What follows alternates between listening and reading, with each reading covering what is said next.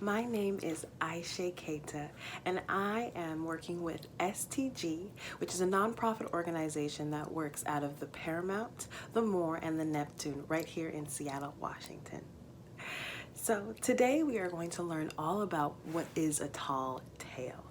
What is a tall tale, how to hear a tall tale, and how to tell a tall tale.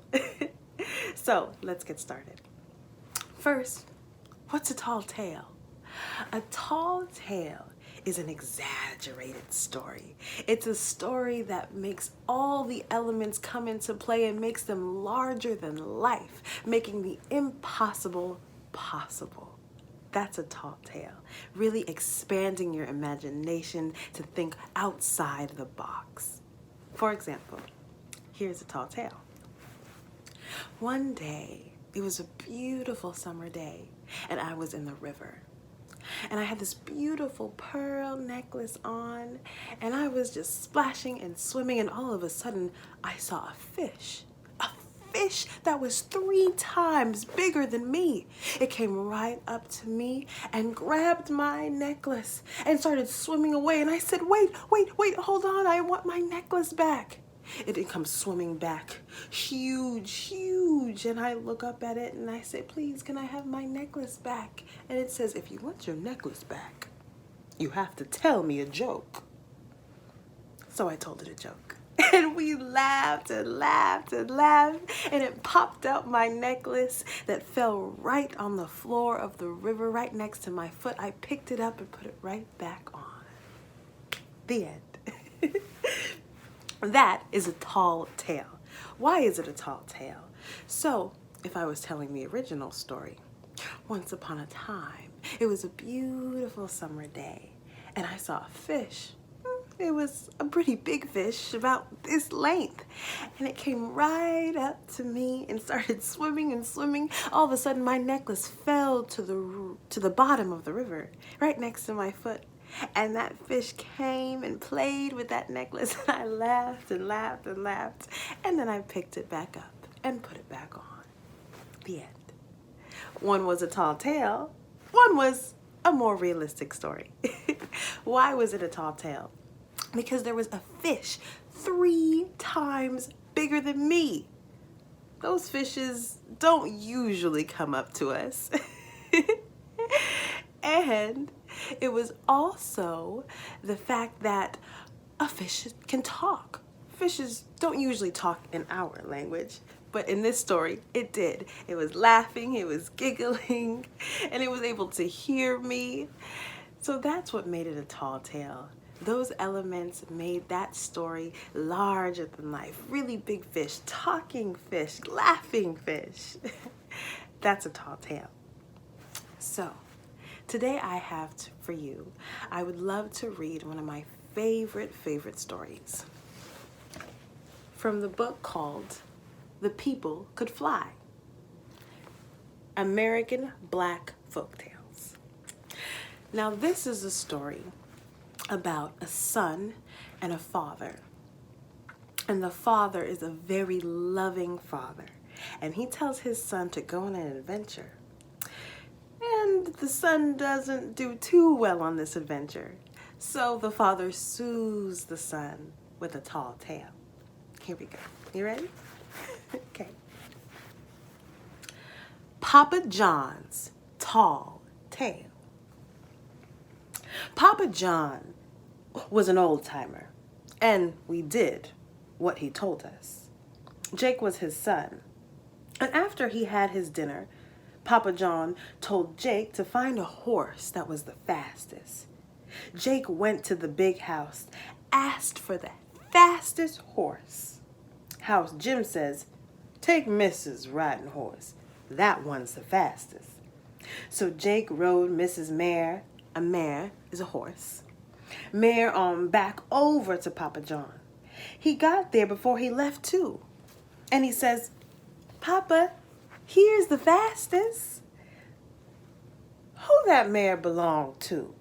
Asked Papa John. Belong to Mrs., Jake says.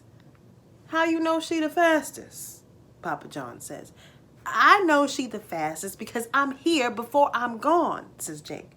And it was true. He had got back before he left. Any fool could see that.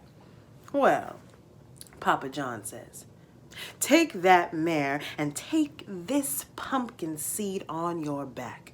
Don't drop it. It's heavy. Carry it over to that field. Take a shovel and make a hole 1/4 mile wide and drop that pumpkin seed in it. That's all, asked Jake. No, said Papa John. You got to get out there as fast as you can. That's why you riding the horse the fastest. Don't look back. Just get out there, and once you drop that pumpkin seed, leave. So Jake did what he was told, and we was all watching. That mare run as fast as she knew how, which was the fastest, but it wasn't good enough. Jake said, giddy up and go on fastest. He looked back, what he wasn't supposed to do, which slowed him down some, and saw the pumpkin seed was growing vines. And those vines was after the fastest mare. That mare and Jake had to climb across those leaves to keep going. And then there was Pumpkin's house high. The hogs was eating them, and they were all over the place. So Jake and that horse kept riding on through. Get on back to Papa John. Oh, he was real upset, Jake was, and told him all what happened. Papa John soothes him. That's all right. That's all right. Nothing gonna get you next to me here, Papa John said. That wasn't much of a pumpkin seed to begin with. You should have been around when I was a turnip grower. You were a turnip grower, Papa? Asked Jake. Once was, Papa John said. I plowed me 2 acres, got me a mountain of manure, and spread it on thick. Then I put that turnip seed in it. What happened? Jake said. Well, all of a sudden, Papa John says, that manure was slopped up, and that turnip grew, and a herd of cows would get under that turnip leaf and sleep all day. So I had to fence it, keep them all out.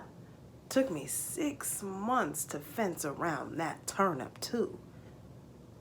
When that turnip growed up, ooh, Papa John continued, I had to find some way to cook it.